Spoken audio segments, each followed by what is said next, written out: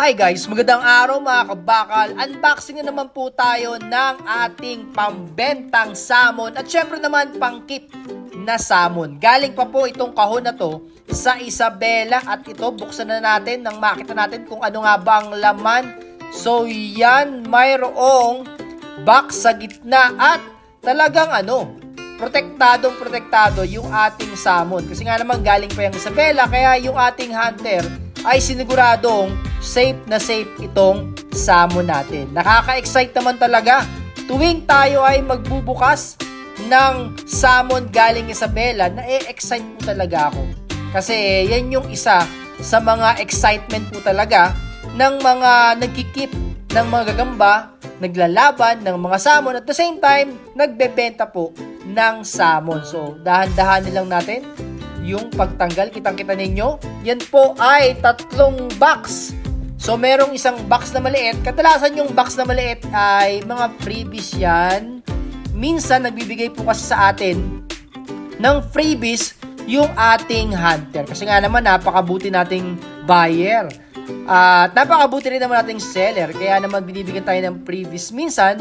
So, unahin muna natin siguro itong maliit na box kung ano ba ang laman nito. And sana po safe na nakarating yung mga salmon natin. Minsan kasi mga kabakal, hindi may iwasan na merong nalalagas na isang salmon dahil nga minsan sa biyahe hindi sila sanay, nai-stress yung mga gagamba ay nade-dead sila.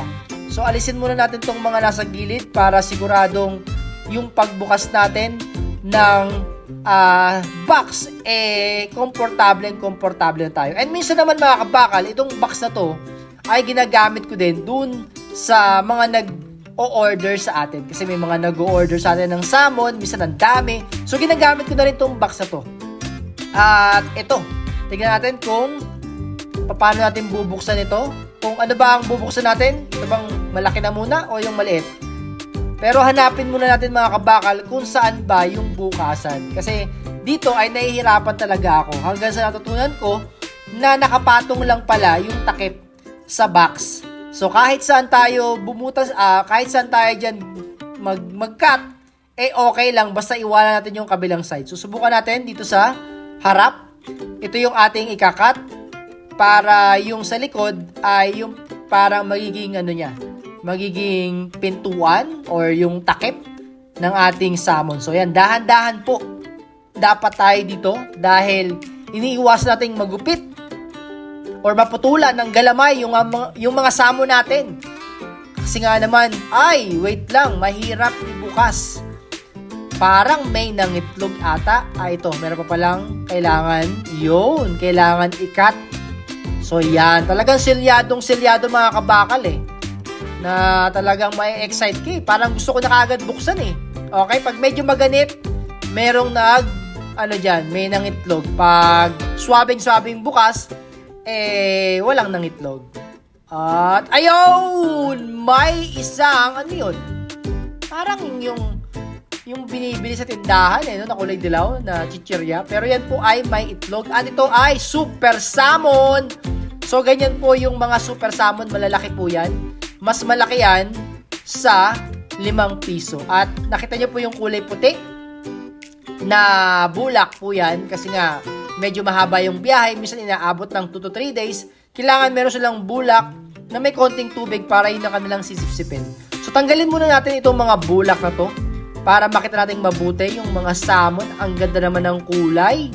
May mga itim, mabalahibo, mabalbo ng mga galamay. Itong isa ay katabi niya pa yung bulak.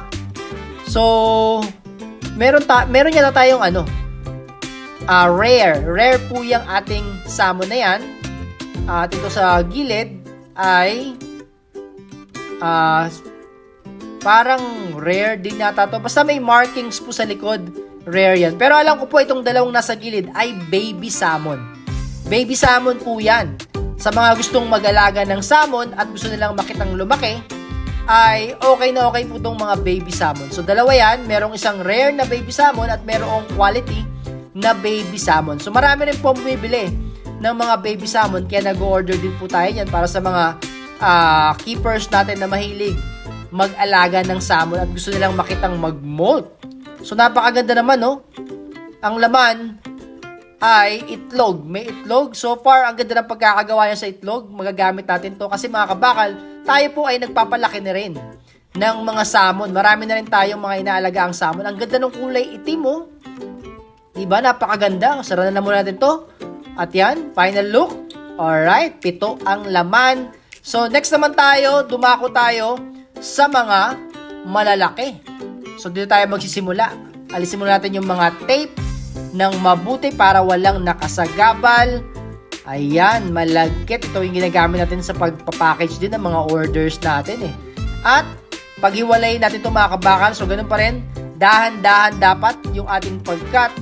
Kasi nga naman, iniiwasan natin mabutas yung kanilang kahon at iniiwasan natin magupit or makat yung kanilang mga galamay. Although, kung hindi nyo po alam, yung mga galamay po ng mga gagamba katulad ng sa salmon, ito naman po ay tumutubo uli. Example, naputulan ng galamay yung inyong salmon or nakuha ninyo or nahuli ninyo na putol na yung galamay or naputol. Huwag kayong mag-alala kasi tutubo po uli yun at kailangan nyo lang maghintay siguro ng mga 1 buwan bago unti-unting tumubo uli yung kanilang galamay. So dito ay hanap ulit tayo. Hindi natin alam kung saan ba yung ibabaw at saan yung ilalim. Medyo nakakalito. Ayun. So nakita natin, yan yung ibabaw, nakapatong. So hanap tayo ng magiging harapan at hanap tayo ng magiging likod. Kasi nga, ito na yung magiging silbing takip nila. Para kapag binuksan natin, madali po itong isasara. So siguro dito tayo magsimula kasi konti lang yung naka-tape sa harapan. So ito, dahan-dahan na naman tayo mga kabakal. At malamang, kayo ay excited na rin kung ano bang nasa loob. Sana ay may itlog, pero sana buhay lahat. Kasi minsan po talaga ay mayroong nadededs. Pero huwag kayong magalala kasi binabalik naman sa atin ng ating hunter yun. Kapag tayo nag-order uli, binabalik niya yung namatay or kung ano man yung naging problema ng salmon ay binabalik naman po yun. Kaya okay lang naman yan. Yun nga lang, kung yun ang na-order ninyo, kasi nagpi-pre-order po tayo sa mga kabakal, better luck next time at order na lang uli kapag nakakuha uli ng inyong order. Kasi minsan may mga gusto yung ating mga buyer ng salmon na itsura or marking sa likod. Okay? Eto na. Tingnan natin kung maganit, kung mahirap bang buksan. Oy! Walang itlog pero madaming salmon. Iba-iba ang kulay. May itim, may gray. Ito parang dark brown na medyo pula yan. Nasa gilid. Meron tayong kulay itim. Kadalasan normal, mga itim eh. Minsan mga itim, mga dilaw. Usually yun yung mga nakikita kong mga salmon. Itim, dilaw, brown, dark brown. May pagka-konting red. Pero yung pinaka-pure red, wala pa. Ito parang dark brown red. Dark brown red yan. So may mga bulak sila. Talagang dinidikitan nila yung mga bulak eh. Ayun, may pagka-dark brown red yung katawan. And then black na naman. Ganda nun, no? Pure black yan. Tapos dito ay brown. At ito parang mamula-mula ng konti. At yung nasa taas ay rare. Kung di nyo po alam, rare po yung markings nun nasa taas. Dahil full markings yung sa likod. Ito naman ay mga rare and then mga quality. Trivia lang sa inyo mga kabakal. Alam nyo ba na nagbabago ng kulay yung mga salmon na yan? Kung ano yung itsura nila or kulay nila sa wild. Kapag yan ay nilagay nyo sa lalagyan or kung saan man sa pahamugan, nagbabago po sila ng kulay. Kaya minsan yung ating mga buyer na nag-pre-order, nagtataka bakit nagbago daw yung order nilang gagamba. Kasi nga po, defense mechanism po kasi ng mga salmon na mag-blend kung saan sila nakalagay or kung saan sila nakatira. Para nga naman hindi sila mahuli ng mga taong nanguhuli ng gagamba at ng mga predator. Alright, so isa na lang. Yan. Okay. Sa gabal lang minsan yung tape eh. Sa gilid pa, meron yata. Yan, tanggalin muna natin itong nasa gilid para diretsahang bukasan. Pero, ano lang, konti lang na na-cut. Kasi nga, baka pumasok yung cutter sa loob. Delikado, baka maputol yung galamay nung ating gagamba. So, ito na. Tignan natin kung merong itlog. Sana buhay lahat. Uy, mahirap, maganit. Maganit, may nangitlog sa loob. Okay, dahan-dahan lang tayo. Kasi baka masira yung itlog. Ito yung minsan mahirap. Silipin mo natin yan sa loob, yung itlog. So, no choice. Hilayan natin. Alright, so yun. Ay, dalawa yung itlog. Kaso, grabe, nasa labas. Yun lang, nangitlog mga kabakal. Kaso, yung itlog niya nasa labas. Nasa labas ng kanyang web. Buti pa tong isa, kahit papano, nalagyan pa ng web. Nalagyan pa ng sapot. Grabe, sayang yung itlog, oh. Ito, buti to.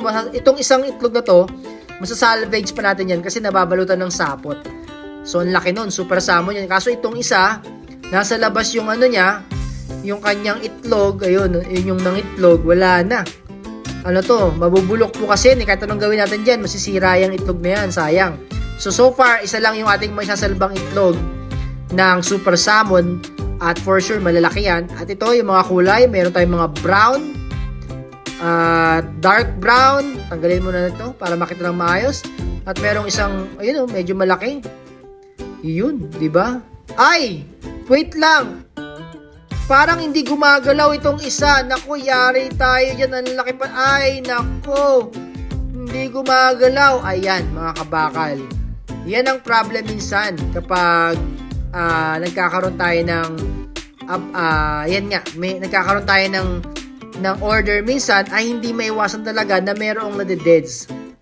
So sayang, oh, ang ganda pa naman ng kulay. Ang tapang pa naman ito, ayan. Sayang mga kabakal. Kadalasan po kasi yung mga yan ay nangyayari po sa kanila yan kapag hindi sila nakakaitlog. Pag hindi sila nakakaitlog, ilang beses na rin nangyari sa akin yan. Pag hindi nakakaitlog, yung mga salmon ay nade-deads po sila. Sayang naman. Ang laki pa naman. Ang haba ng galamay. Sigurado ang daming tatalunin ng mga gagamba nun. So alisin muna natin itong mga bulak. At yan, meron tayong mga black. Ang gaganda. Napaka-solid. So yan mga kabakal, so far okay naman. Yun nga lang, merong itlog na hindi na magagamit at merong isang gagamba na yun ang nangyari. So far okay naman itong nandito. At yan, kung gusto mo mag-order ng mga salmon mga kabakal, every week meron tayong delivery. Message lang po ako sa ating Facebook page. Salamat po.